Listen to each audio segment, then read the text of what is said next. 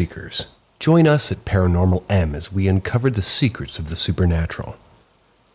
Hit that subscribe button and turn on notifications. Drop a comment, hit the like button, all those things, and embark on a journey through the unknown with our captivating stories. The Midnight Chess, February 29th. There's an urban legend that terrifies and fascinates in equal measure, known as the Game of Death. If you're a chess enthusiast, I assure you this story will amaze you. Mark February 29th on your calendar, for it is the appointed day. Being a leap year day, it only occurs once every 4 years. On February 29th, before midnight, go to a room where you can be alone. Close the blinds or windows, turn off the lights, and light some candles. You must set up a chessboard on a table, taking the black pieces for yourself and leaving the white pieces set up in front. When the clock strikes midnight, close your eyes and say out loud, "I challenge you to a game." With your eyes closed, wait about a minute, then slowly open your eyes. Direct your gaze to the board, and you'll see a pawn begin to move slowly as you hear a disturbing laugh. At that moment, you understand that the game has begun, and your challenge has been accepted. The legend says that each piece represents your loved ones, rooks or children, knights or siblings, bishops, parents, queen, your partner, king, the player himself. Each piece holds a significant sentimental value for the challenger, making the game progressively harder. The challenge consists of a traditional chess game where a wish and a penalty are at stake. If you win the game, you'll have a successful life of luxury and money before the next February 29th arrives. However, if you lose, every piece you lost in the game representing a loved one will die tragically within 4 years, with the challenger being the last to die when February 29th comes around again. If you were defeated, but some of your pieces remain on the board at the end of the game, those represented by the remaining pieces will be spared from the curse and continue their lives as before. This particular aspect of the game makes every decision more difficult and horrifying since you're not just looking at pieces on a board, but your own family members fighting for their lives. There's only one piece that will always suffer the consequences of the curse in case of defeat, and that's the king himself, the piece of the challenger. It's rumored that the pawns are former participants who were defeated and are trying to help you win the game. They say that when you're about to move a pawn, making a bad decision, the pawn will be hard to pick up, giving you a few seconds to think and possibly avoid it. But there's one last option, a draw. If this happens, the resolution will be pending for 4 years.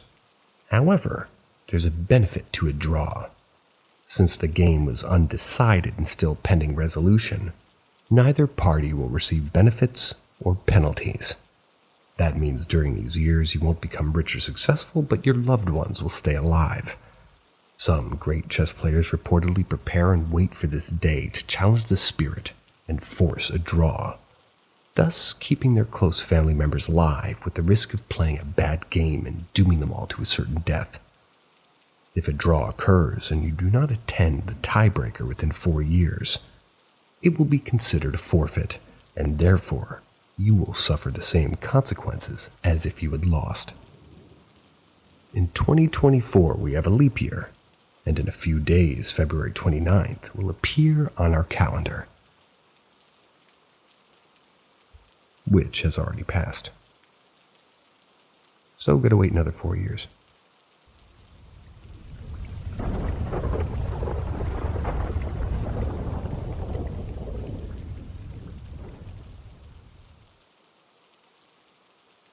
Food and items keep disappearing in my apartment.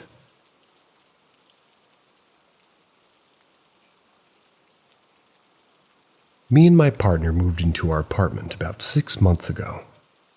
And since the first month, things and food in the fridge have been disappearing.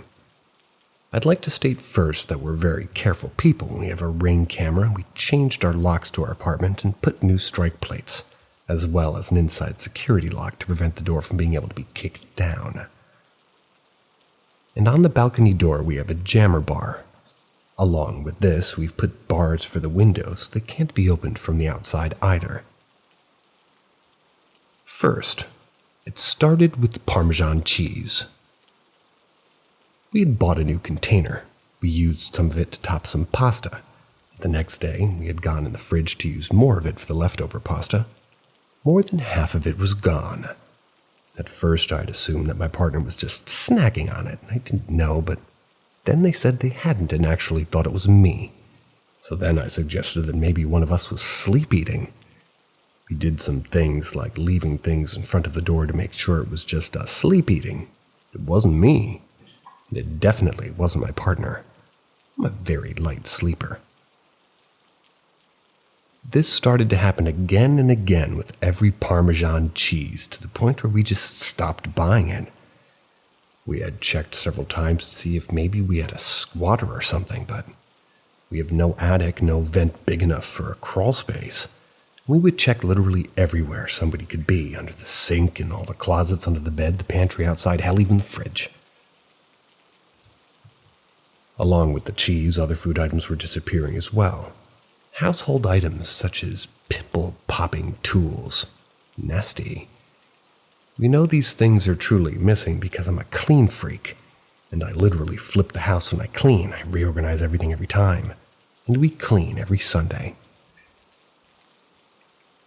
Along with disappearing items and food, we've heard each other say someone. It's not us. And we have heard scratching on the walls and loud bangs. We've even seen things fly across the room and clicking sounds. I finally decided to make this post because yesterday I bought some half and half and had the seal on it and everything. And today I reached in the fridge for it because I was making cream mushroom soup. When I picked it up, it was light, and it had been open in less than a quarter full. Honestly, whatever this is, it's very annoying, and to help address the problem, I need to first identify it.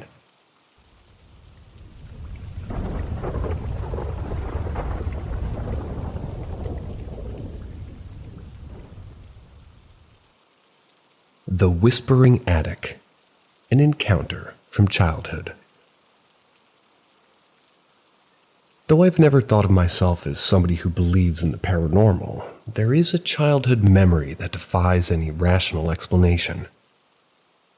At the age of 8, my family and I lived in a grand old Victorian house.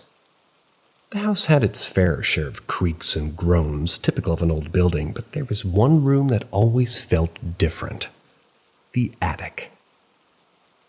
This attic was a spacious area, mostly reserved for storing items, with a single dusty window that offered a slanted view of the backyard. Every time I ventured up there, the air felt heavy and still, making me uneasy about being alone. Yet curiosity often got the best of me, leading me to sneak up there to explore. One afternoon, as I sifted through an old trunk filled with forgotten toys, I distinctly heard a whispering sound.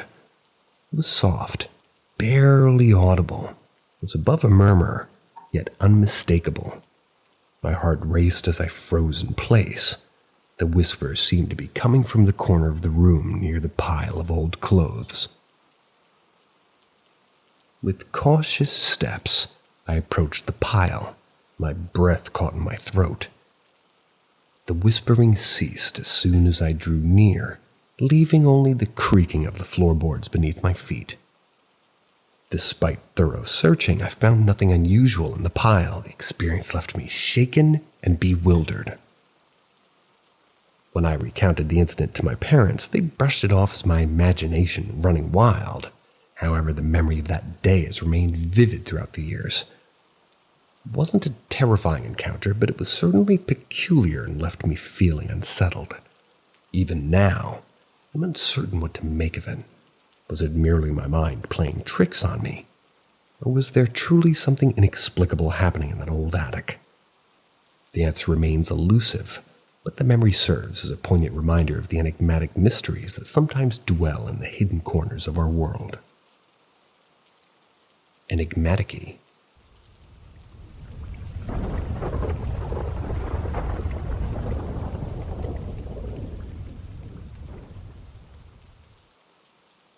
The chanting within the abandoned library, a haunting discovery. Growing up in a small city, we've been pretty continually fascinated by the vintage empty homes. They seem to cover secrets and techniques and treasures waiting to be located. One such area became the metropolis's antique library, closed for many years and included mystery. As a group of curious young adults, we decided to discover its dusty halls armed with torches and a starvation for adventure. The library was a maze of tall shelves full of books, nearly touching the cracked ceiling. Sunlight struggled to come in through the grimy windows, making it experience a sort of eerie interior. As we walked further in, a typical quietness crammed the air. Handiest was sort of damaged by the sound of our footsteps echoing the hall. Suddenly, a sound we had by no means heard before echoed via the library. It was a deep, atypical chanting coming from the back room. We checked out every different place, nervously feeling scared, but our curiosity changed into more potent than something of a worry, so we cautiously pushed the squeaky door open. The room becomes even darker, with most effective a chunk of light coming from a marginally open door. As our eyes were given used to the darkness, we noticed a circle of books scattered to the ground, pages open like they had been thrown in a rush. The chanting grew louder, a steady chorus of voices that made us shiver. Fear took preserve of us, and we rushed out of the room, slamming the door shut in the back of us. We ran out of the library determined to break out, the chanting echoing in our ears lengthy after we're out of the doors in the vivid sunlight. We never went again to the library, the memory of that day constantly with us, whether it was simply the vintage construction gambling hints on us, our imagination strolling wild with the excitement, or something else totally. We can never recognize it, but that experience left a robust mark on us. A reminder of the atypical matters that may be determined within the forgotten corners of our town. The narrator hears a hint of translation or AI there. Too easy.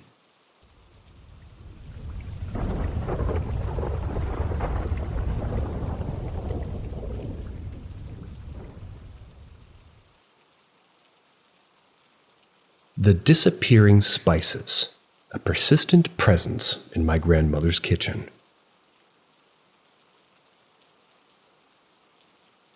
While I wouldn't name myself a believer within the traditional field, there's one recurring phenomenon in my grandmother's kitchen that defies any logical explanation.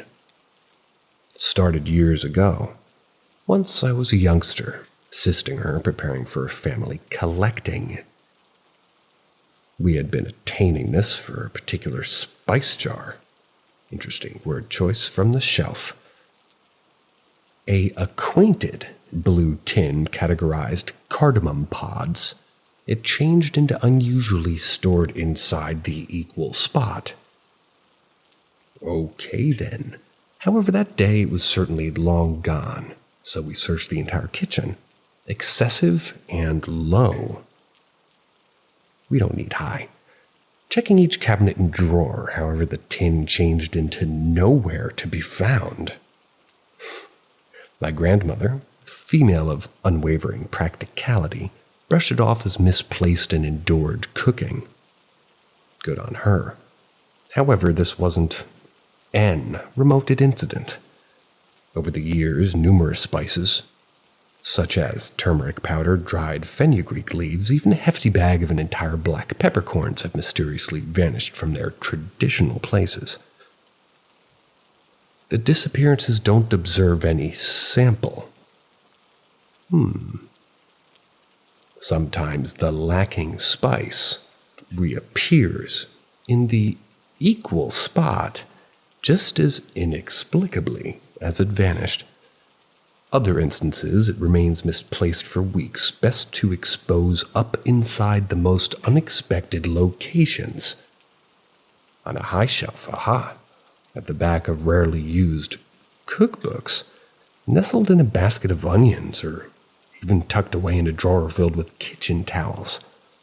It's critical to be aware that my grandmother lives on my own. There is no possibility of somebody else taking the spices. We've joked approximately a mischievous kitchen spirit with a penchant for culinary chaos, but the revel-in at the same time as atypical isn't malicious. Story does not compute with the narrator.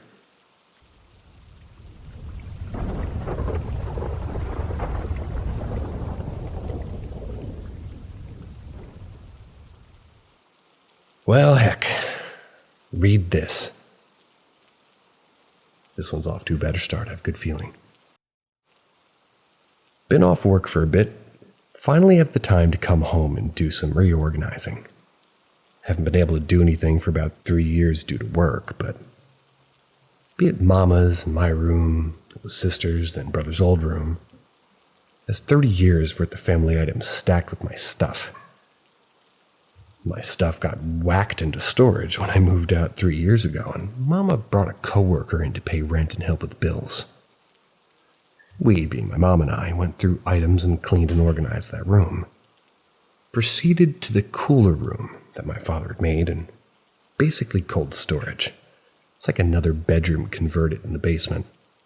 It's for dry goods and our firearms and our ammo. It's a clean, organized room of my stuff, and helps my mom sort some of the things of hers. Later on in the day, a sleeve of napkins decided to vacate itself out of the cupboard.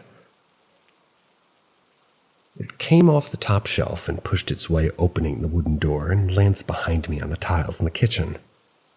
Before I could even say shit, my mother goes, "Just say hi." "Fuck, Mama, why are you so calm?" Pick up the sleeve, and it doesn't weigh anything near enough to open the door of a cupboard. I said, "Hello?" Just placed it back, moved on, went on with our day. I had to travel back to where I currently live in with my girlfriend. I drive home to where I currently live with my girlfriend, which is like 170-ish kilometers away. I get home, tell the girlfriend about the weird napkin experience. She thought it was my father, deceased 4 years at this point. Chatting and randomly hear blinds making noise in our bedroom. Check the room to see the windows closed, no draft in the room from a furnace. Furnace is taped shut. It's like the dust and output of the furnace directly over, your faces while you're sleeping. So that's shut. Anyhow, window shut, no draft, had super weird heebie-jeebie feelings. So I close the window blinds as I feel like something's looking at me from outside. Girlfriend now standing in the kitchen, we're talking about that noise and such, and I see over her shoulder our fridge door being pulled open. She also witnessed the fridge door open. Fridge door is on a hinge system, where it has to, quote-unquote, hump it. Either shuts this point or opens. The design is there so it cannot randomly open. It's your standard LG fridge, swing doors. I couldn't replicate how the door opened. It would take more than 5 to 6 pounds of force to open. For some triggers on my guns, take more tension to pull sort of a thing, like take a mechanical scale and pull on it to show force. She busted out her sage sticks, made me talk to it, telling it to be calm and such.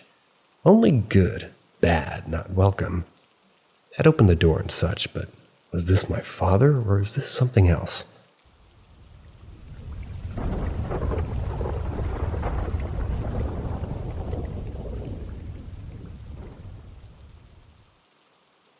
I call her Question Lady. Over the past year of living in this house, I sometimes hear a soft female voice ask a question when I'm not paying attention. It's not the vents, because I can hear the voice when the vents are completely off. It's not the pipes, because I know what those sound like. I can never quite make out what she's saying, except for once I asked her to come closer, and she did. She asked her question, and it sounded like she said, "Can you hear me?" I told her obviously I could, but nothing ever came out of that. I don't think anybody believed me for a while. Then one day my parents and I come home from a trip, and my brother and my cousin both said that they had heard her as well. My cousin had come over one day on his lunch break, didn't know that we were out of town and my brother was at work. He opened the front door and called out and heard a soft female voice say, "Hello?" That night, when my brother got home from work, he was in the process of getting ready for bed and he got to his room and he was closing his door. That's when he heard the same soft voice say, "Have a good night." Scared him so bad that he walked around the whole house with a blade, but of course didn't find anyone. Question Lady seems to be nice. Sometimes I wake up feeling her tapping on my headboard, or on the mattress. Once I couldn't sleep because she was humming to herself, but I always have a calm feeling when she's around. And even my sisters met her. But she met her long before the rest of us. She woke up one night to the feeling that somebody was standing next to her bed, so she reached out and felt a tingling sensation as if she'd touched something that wasn't really there. In the ceiling. My dorm in sophomore year of college was haunted. Strange events happened all the time, and as an apartment full of very excitable girls, we were all easily spooked. One of my roommates tried to calm us down by searching for logical explanations for everything that happened. But there were way too many coincidences. Started with little things. The lights would flicker off every now and then. A strange singing sound echoed in the walls. And it would be at strange hours of the day, too, and we could all hear a door opening at one end of the apartment. We didn't see anything move, but we all heard it as clear as day. Outside of the apartment in that direction, there were no doors. Our bathrooms had motion-detecting lights, and I'd walk out at night a lot, really, to go to the bathroom. The light would be on. I didn't think anything of it until one night. My roommate and I were talking at like 2 a.m. with the door closed. She saw the bathroom light come on. I didn't see it because I'm virtually blind. I can only really see bright lights, but we noticed the bathroom light doing this for a few nights. Then we started noticing that not long after the light would turn on, we'd hear a door slam. So, one night after the slam, we left our room and knocked on our other roommate's door. They were dead asleep. The only other door in their direction wasn't one that you could slam. It was definitely spooky. Around the time all these strange little things were happening, I started feeling a very dark presence. I wouldn't say I'm the most sensitive to things like this. I tried to pretend sometimes that I don't hear things that go bump in the night, but this darkness couldn't be ignored. It hovered low over me and it gripped me with panic at random moments. I didn't understand it. It would come out of nowhere. One night my roommate and I were just the last two getting ready for bed, and she had just gotten out of the shower and brushed her hair. She wedged her hairbrush back into the shelf. I say it that way because of what happened next. She crammed that brush between various objects on the shelf that held it tight, turned to me. We were talking, and then the hairbrush fell off the shelf. Okay, whatever. She lodged it back in place, and we weren't talking for 2 more minutes before this time it was ejected from the shelf. We both went silent as she picked it up. Then, of course, her music box started to play, and it never played. She never had it play ever before, but it started softly, slowly playing, "I Know My Savior Loves Me." which was quite possibly one of the scariest songs that could have played at that moment. Well, maybe barring something like Ring Around the Rosie. But we went to bed. I remember it wasn't as darkly scary as normal. I was able to, sleep for a few hours, and then I woke up with a darkness right over me. Of course, I couldn't see anything, but I could feel it, inches away and looking down at me and hating me. I jumped out of bed sobbing. I really didn't want to wake up my roommate since, we always went to bed at such ridiculous hours, but I cried enough that she woke up. When I told her what I felt, she took me seriously. We pushed our beds together for comfort, and because we're Christians, we prayed together. I laid down, and suddenly everything was different. The cold darkness was gone. I felt a warm and powerful love, a familiar spirit that I knew.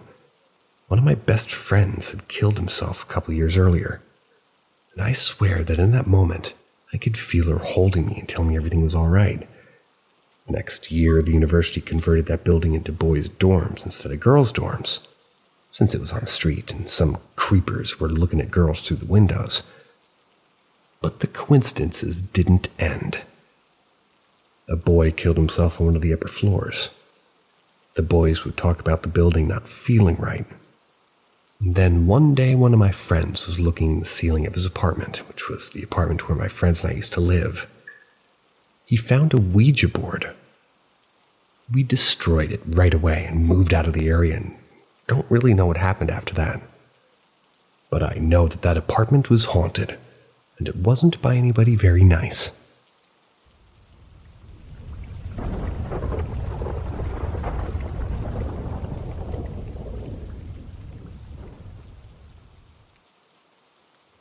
The Singing Ghost. Near where I live, there's a school for the deaf and blind. It was converted from a mental asylum. I'm not kidding.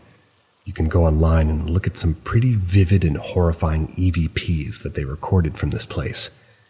And it's pretty terrifying. Anyway, I'm blind, and 8 years ago, a bunch of my blind friends and I were hanging out at the school for a sleepover. It's schools for disabled kids just to do things differently. Anyway, sometime around 10 p.m., my friend brings up that her older brother, who's also blind, told her about the singing ghost near the vending machines. Supposedly, it's a ghost of one of the old patients, and she likes to hum aimlessly. So we all excitedly gathered our canes and went trundling through the halls in search of the vending machine, which we quickly found because of its sound. When we arrived, we stood still. We listened carefully. The vending machine was loud and distorted the sounds in the air, so I could almost trick myself into hearing faint singing, but I really didn't hear anything. Always one for the dramatic, however, I lied and told everybody that I did. Nobody else heard anything, and disappointed, we all went back to the room to sleep. This was a weekend activity, and when it was over, I went back to college. I didn't think much about the singing ghost until a few days later. As I was getting ready for school in the morning, near my window right next to my dresser, I heard a soft, vague humming sound that I'd never heard before. But once I registered it, I realized it had been there for the last few days. Did she follow me? I don't think so. There were a few ghosts lurking around the apartment at my university, so it could have easily been one of them. But it was a strange and spooky coincidence. My cousin had a ghost we all named Fred. My cousins had a ghost. One of those ghosts that was caught in a loop and did the same thing over and over several times a day. What was that thing? He stalked down the hallway. It was unmistakable. Some of my earliest memories of going to my cousin's house involved stopping everything I was doing to look toward the sound of somebody coming up the hallway towards us. Each footstep was distinct and heavy and purposeful, made the floorboards creak, but nobody was ever there. When you were downstairs in the basement, you could still hear the footsteps striding down the hallway on a mission. My cousins lived in this house their entire childhood all the way through high school, and the footsteps in the hallway were like constant. They were so frequent that you could just accept them as part of reality. We called the footstep phenomenon Fred the Ghost. He was so caught in this loop that there wasn't anything much more to do besides occasionally catching our attention. The only time anything else came of Fred the Ghost was when my cousin was little. She had to go to the bathroom in the middle of the night, and she walked out of her room just as the footsteps were starting up the hall. Maybe it's because children are somehow more susceptible to this sort of stuff, but when she opened her door, she saw him coming up the hall. A big, fierce-looking guy with a tomahawk. She squeezed her eyes shut as he came closer, and when the footsteps passed her, she opened her eyes, and he was nowhere to be found. That's Fred, and I'm certainly glad nobody else has ever seen him. Whatever he was doing, it didn't seem very nice.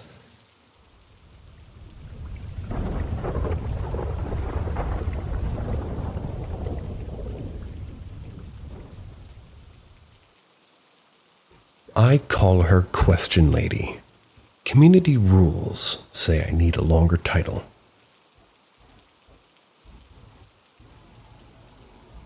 Over the past year of living in this house, I sometimes hear a soft female voice.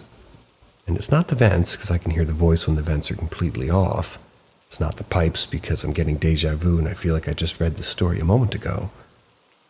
And I can never quite make out what she's saying, except for once she asked for, this is definitely the same story again.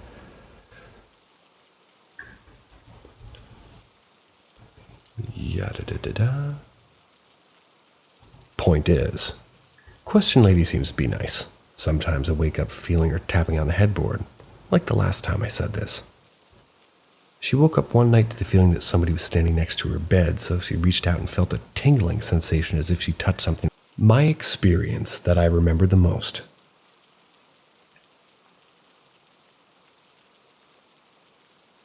When I was 14, I needed a heart transplant. Once I did get one, I had one experience which started for it all. I was in the ICU during heart rejection. Being on dialysis and not sleeping, it could have been anything. I remember myself slowly slipping into sleep when I heard what I would recall to be a radio flipping their channels. I didn't know where it was coming from because it was so faint. The idea of a radio playing in the hospital wasn't totally out of the ordinary, but I just tried to ignore it. However, it became harder and harder to ignore. I opened my eyes, and the hallway light was flickering. Couldn't move my body. I tried to, but I couldn't. That's when a black entity appeared, standing straight, its long fingers that came to a point. It seemed bulky, its eyes glowed white. I remember it slowly raised its hand and pointed it at me loosely. I remember it slowly moved closer to the glass door, and once its finger touched it, a loud thunder banged with a female scream. The lights flickered quickly before it went to normal. The heart monitor was going off. The nurses rush in. My heart rate was 140/50. I told them what happened, but they thought I might have been half asleep, and I tried to convince myself of the same thing. Months later, finally out of the hospital, I was recovering. My mom and I were at the store. I remember she saw an old friend. I don't remember her name, but let's call her M. Good choice.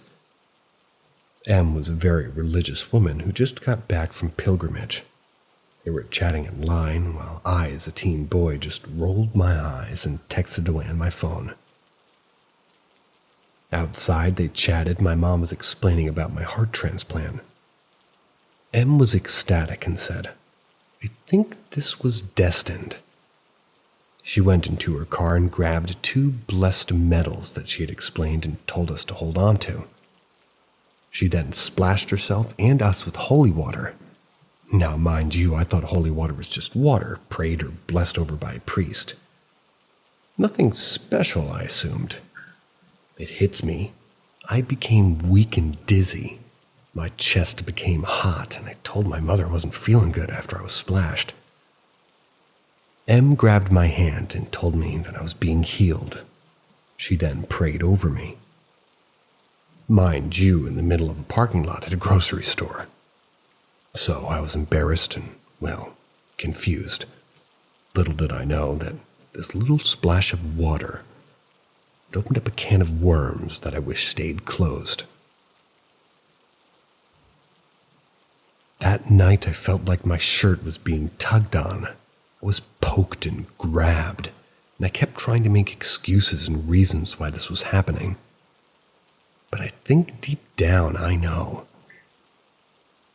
At school, it didn't stop. During a test, I was having this dizzy headache. I thought maybe I was feeling off or feeling sick.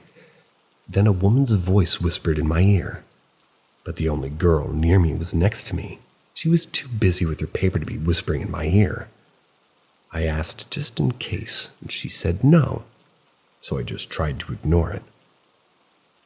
I moved to my mother's house, which was down the street and had my own space. It was downstairs in the basement. That's when the stuff began to pick up. At night, I'll be in bed with the lights off, and the only light on was from the little red dot from a TV, and the two windows above letting into the moonlight. But this is when I began to realize there's more to these paranormal things.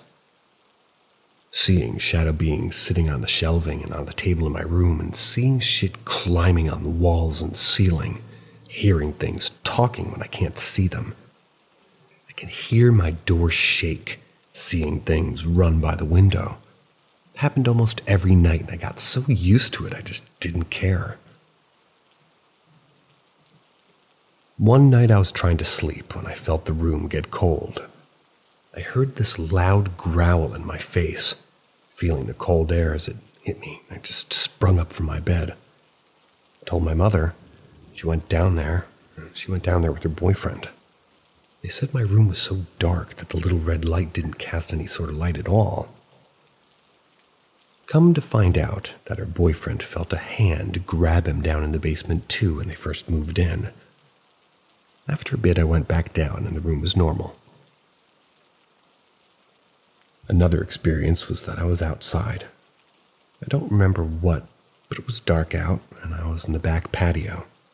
That's when I saw a tall, bluish shadow standing at the edge of the stone wall. It had to have been 8 feet tall or more, and I remember feeling drawn to it, like it wanted me to go towards it. That's when my mother steps out to smoke and snapped me out of it. I looked behind me at my mother and then back at where I saw the thing, and it was gone. I told my mother what I saw, and she was surprised. "You saw it too?" I was confused. She explained that one night the dogs were barking and she looked outside and saw someone walking along the stone wall. She thought it was my brother's friend who lived in the woods, but then she realized it would have been too tall. That night we both knew we saw the same thing at different times. One night that honestly gives me major chills and anxiety. Sometimes talking about this gives me panic attacks, and I haven't told really much of anyone, fearing that they would be thinking I was making it up. One night I was sleeping when I woke up. Couldn't move. I couldn't talk. I felt my thing being gripped, and the pain was something I never felt before. It was pleasure, but really painful, and my eyes wouldn't move, so I just was stuck looking at my TV. I felt someone lean on me with a cold touch. Long hair hit my face, and I heard a low growl and a laugh that kind of blended into other laughs. "You're so weak and pathetic," a woman's voice said in my ear. That's before she squeezed really hard and laughed. Passed out from the pain and woke up in pain and sore and had scratches on my back and neck, and I had a burn mark on my back, which I still have.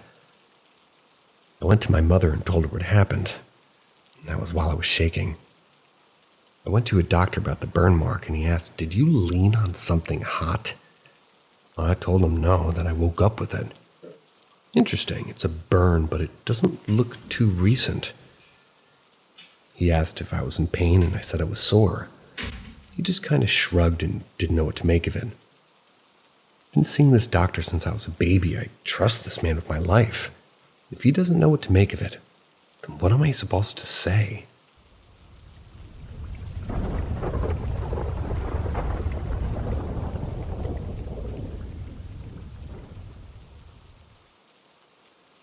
Stratford Trickster. One of the first jobs I got when I arrived at the UK was at a hotel in Stratford-upon-Avon. I might be saying that wrong. Somebody correct me, please. I was a receptionist. It will remain nameless, as I'm aware that they don't want the reputation of being haunted. The hotel/pub was a country home back in the 1500s. A pub that even Shakespeare tried to quarantine at, and during both world wars it was a hospital. The history of the site isn't hidden, but it isn't publicized or exploited in any way. Marketing-wise, I mean. I used to work evenings by myself, leaving at around 11 p.m. with only 2 other workers being at the restaurant and the pub. It was right down the hall. I could see him through the glass door. Usually in the late evenings, I would prepare the next day and kind of draw to pass the time. Occasionally, I'd be looking up at the 2 best friends working behind the bar, and that'd be after the restaurant closing.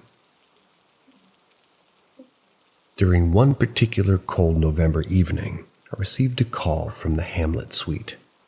I hesitated to answer as I moved the guests that were meant to be there into another room. The radiators weren't working. My mind quickly made the explanation that I mustn't not change the keys. The couple went back as they had forgotten something behind. Maybe they found the radiator working, yay.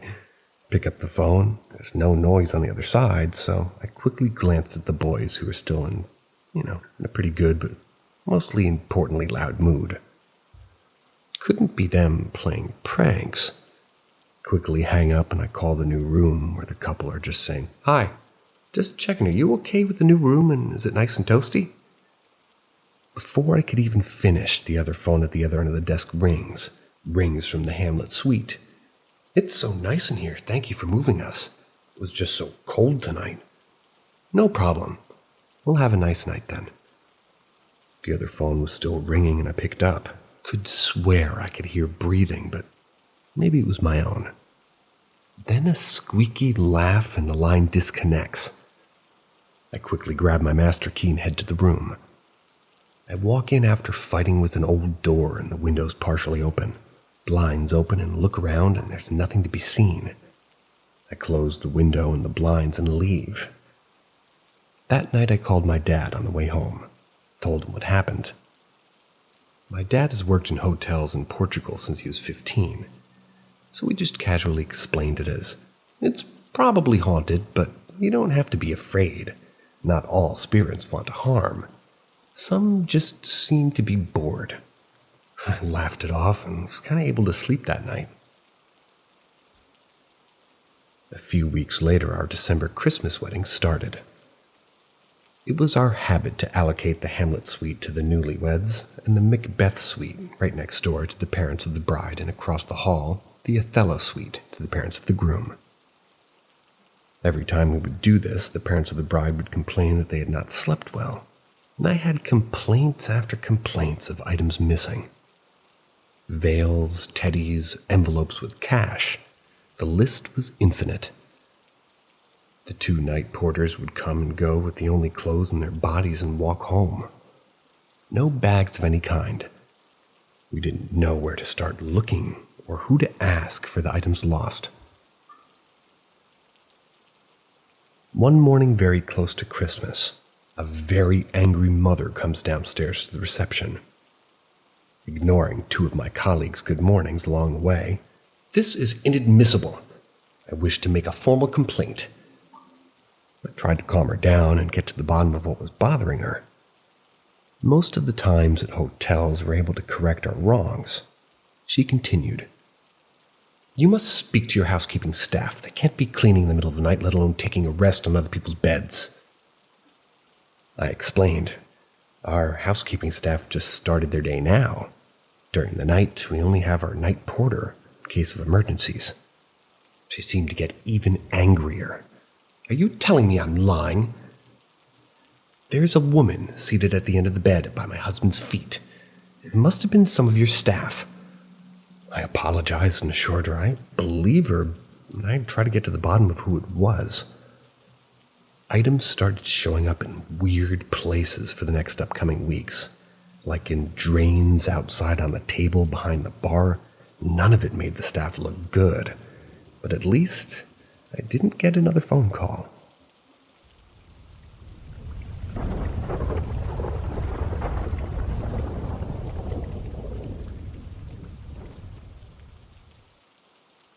Help me sleep again. This occurrence is an ongoing saga in my life. Every night I lie awake, terrified to close my eyes. Let me tell you from the start. I was alone on Halloween night, having a few beers. I don't sleep much, but when I do, let's just say I wake a few minutes later. The last dream I had took me back to my grandmother's place after her funeral. I was alone, feeling kind of sad, and suddenly the old clock on her wall started to chime.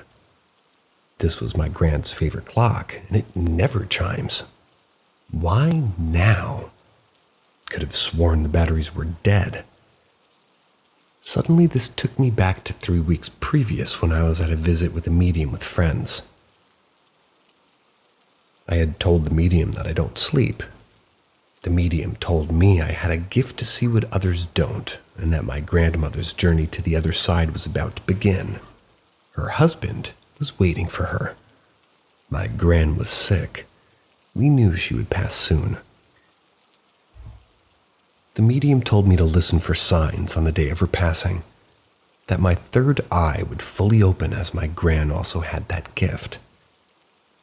She said my grandmother could help me and ask her. I brushed it off, but it sent chills down my spine. Suddenly I heard the clock chime once more, bringing me back into my grandmother's living room after her funeral. I was sure Gran had taken the batteries out of that clock. Ever since then, I've been having bad nightmares. When I close my eyes, I see images of death and destruction, wars, humanity at its worst. So much so that I don't want to sleep. It's making me ill. Last night I fought to sleep. I focused really hard and asked my grandmother if she were alive to help me.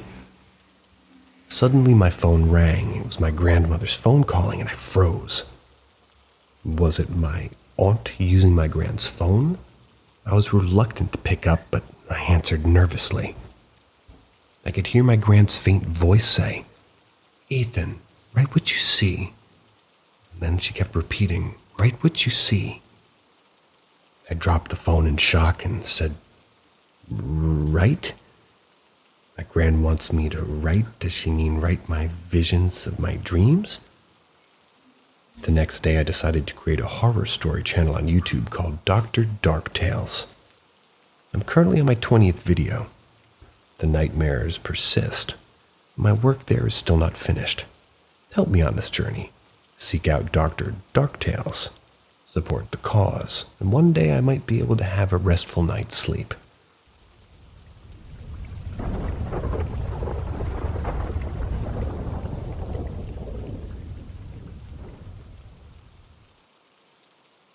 My stories. My grandmother was very sick, always in bed, and died. Something strange happened after this. She lived in the house with our relatives, and they told us what happened. It was wintertime with snow outside, and they heard the bell. They went to open the door, and there was no one, but there was footprints only in front of the door, so it's really strange. Because if somebody was there and went away, then there would be footprints where they'd gone, but there was only footprints in front of the door. They called it, quote-unquote, grandmother visiting us. 2. My sister worked at a bar, and the bar was outside. There was a building, but after work she had to turn off the lights, and there was a window in every room, so she turned the lights off, came out, and they were all on again. She was really surprised and went to do it again, but it happened again, same thing. Then she called a friend, and they both went to look if there was somebody out there. No one was out there. It was like 10 or 11 p.m., and then I forgot what happened, but probably they turned off the lights and it stayed off. 3.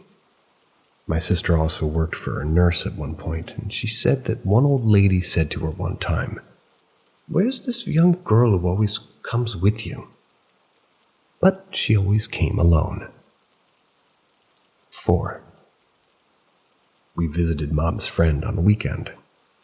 She's old and her husband and son died already, so she was all alone in a big house. We went there for Saturday and Sunday on like one night's sleep, and I and my twin brother slept in one room where the son of this old lady slept when he was alive. Parents slept in the other room. So what happened is, while Knight and I, brother woke up and wanted to go drink. As we were young, we was scared and texted Mother if she can go with us. Then we went alone and saw her phone on the table in the kitchen charging. We drank water, went back to sleep. When we woke up, we just went to look on Mother's phone, and there was a text, which was just written and not sent. It said, "You don't need go, they already went." We told this to the parents, and they said that they didn't write it. Father also said when he woke up that he saw a shadow near the closet. So scary. As we were leaving, I and my brother went to the car, and then a box fell from the stairs all the way down. We were like, what the fuck? Then we went home finally. 5. I and my twin brother had the same room, and we were fighting for fun because it was boring. It was already like 6 p.m. or even later, so it was dark outside. We went in our room, and then I was following him and turned off the lights so we could barely see each other. This way I could more easily attack him. Then a small green trash fell from the closet. It was near the switch for the light, but I swear I didn't touch it. It also happened like 10 seconds after I turned the lights off. So what's strange is that this trash was there for 4 to 5 years and never fell. But when it was dark and we didn't look at it, it just fell, so I think it must be something. We both think that somebody wanted to stop the fight so we don't hurt each other. 6. So my twin brother and I have the same room. When everybody else was living in the room far away from our rooms, something happened twice when I was alone in our room, and once when my brother was alone in our room. Bathroom is in the opposite of our room. There's a broom behind the door. Door open on inside, so broom was on the wall and then somehow turned on opposite way, like somebody would pick it up and throw it the other way, fell on the door. I don't know how this happened. It looked like somebody wanted to lock the door. We could open door only for little small and push broom with hand. LOL.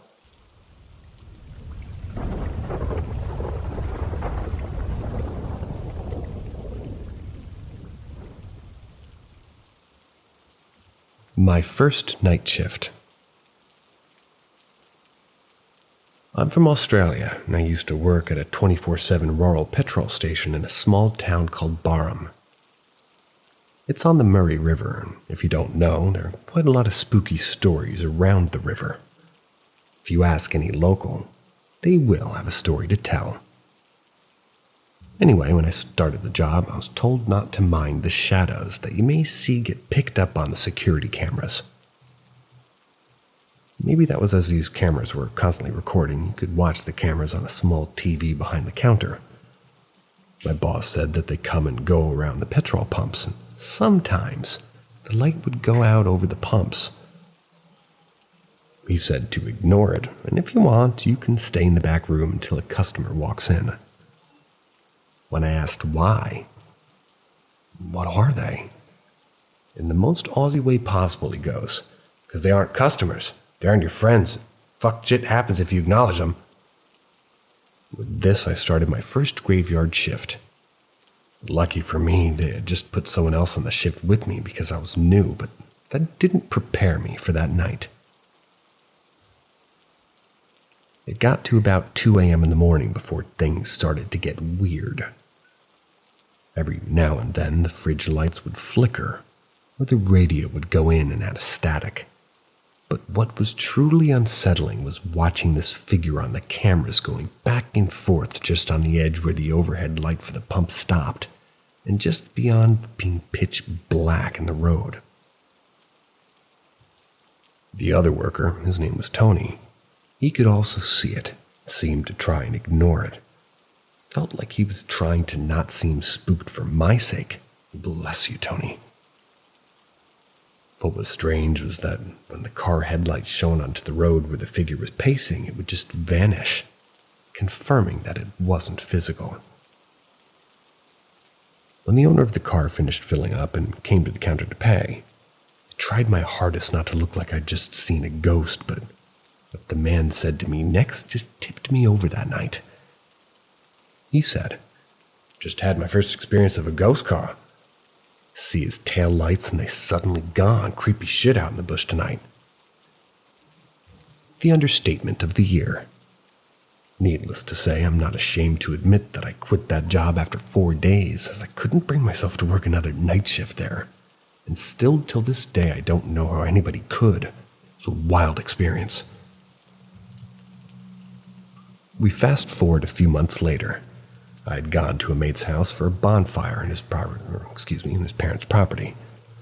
We would call this a gatho. We would kind of burn off garden waste, sit around the fire having a chat with a few drinks, maybe a joint to share. It was always really chill. It was mid-July, so it was quite a cold night. Now, this is a small town, so it's not uncommon to know everyone, especially teenagers, but it was no surprise to see Tony from the petrol station at the gatho. I knew I had to pick this guy's brain for some context of what happened that night. As soon as I sat down to chat with him, we got to talking. I remember him saying, "You know you got out of that place at the right time." I asked him why that was. "Did something happen?" He said one of them managed to speak. I saw the shadow pacing, but then it started to call my name. Remember at this point that poor Tony looked really uncomfortable. I remember his eyes getting teary when he said it. It sounded like my mom. She passed away when I was like 12. He struggled so hard to get the next part out. Showed up every night after that using the same voice, asking me to come outside. I quit about 2 weeks after you did because of that, and I still can't get the voice out of my head. It sounded like my mom, but it was way too sinister. When he said that last part, I felt that chill you get on your butt cheeks. What made me believe. I was always intrigued by the concept of the supernatural, although I was always extremely skeptical about the whole thing. So naturally I wanted to see for myself if anything would happen like you see in those shows and YouTube channels. I gathered a few friends and we began exploring quote-unquote haunted places around Ireland. We visited, I believe, 7 or 8 different locations. Some weird things happened, but nothing conclusive, until we went to the Fallmore house. I grabbed my cousin and his girlfriend and we set off to a well-known haunted location in Ireland, the Fallmore house. When we got there, it wasn't on the side of a road like a normal building. It was miles down an old overgrown road that isn't used anymore. After driving for a while down this road, we came to the entrance, which is even more overgrown, and another long walk to the mansion. Getting through was tough, as the pathway to the place was mostly blocked by bushes and overgrown vines. Anyway, we got there, and the place didn't seem too bad, Although the look of the old building was spooky, I didn't believe it was haunted. We walked through the old mansion and the other smaller buildings that surrounded it. We ended up out the back end of the house, which was surrounded by forest. We began joking and having fun until we started hearing noises in the trees. It sounded like people walking and whispering to one another. It was getting closer, and we decided to go back to the car as we were getting extremely spooked at this point. When we got to the car, we tried an app that could talk to ghosts through this box thing. I can't remember its name. The whole time we genuinely had the feeling we were being watched by something natural or supernatural. That was yet to be seen. Then my cousin, who I had the car running and his reverse camera on, videos himself asking us, "Show us a sign in the camera that you're here." Then suddenly a white figure crosses behind the car. We freaked out, and once we calmed ourselves and stopped videoing, got out to try to debunk it. Now I have to note that it was during summer. I know excessive detail is against the rules, but please read this as I've no other way of telling this story from a few years ago. Please.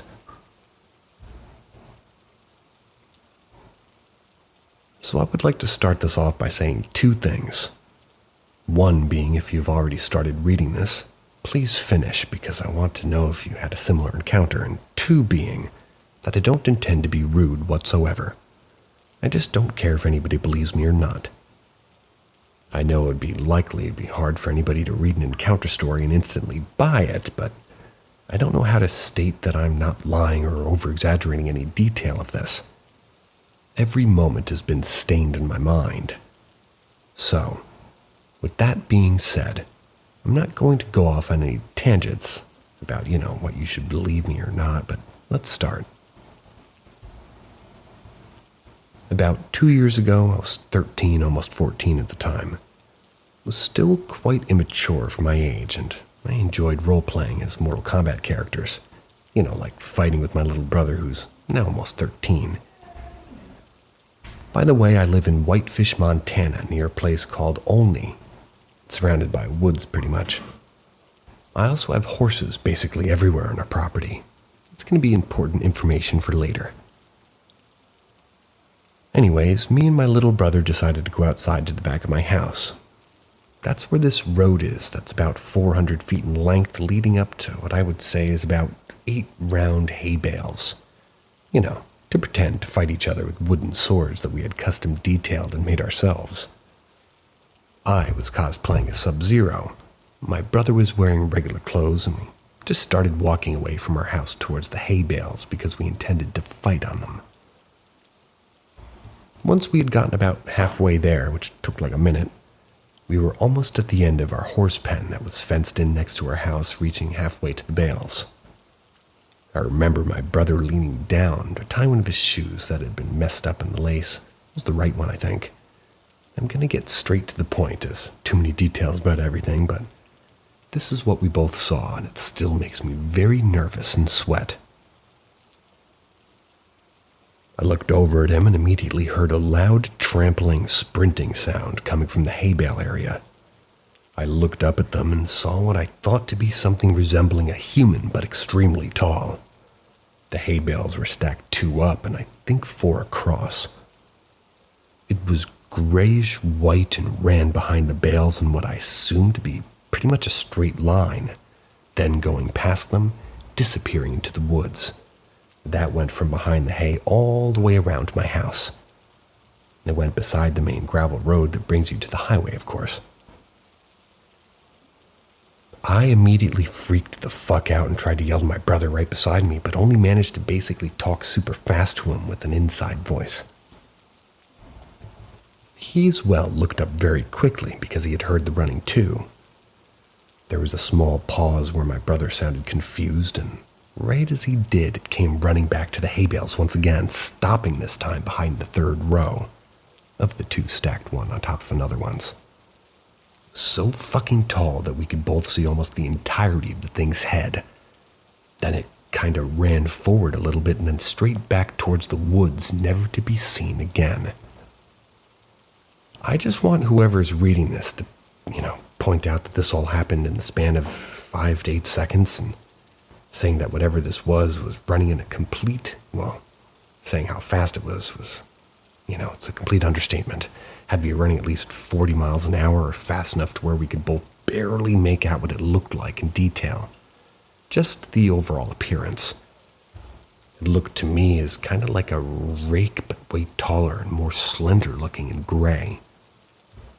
I remember my brother yelling, "What the fuck?" and literally so do I, so we full on bolted back to the house in probably 15 seconds.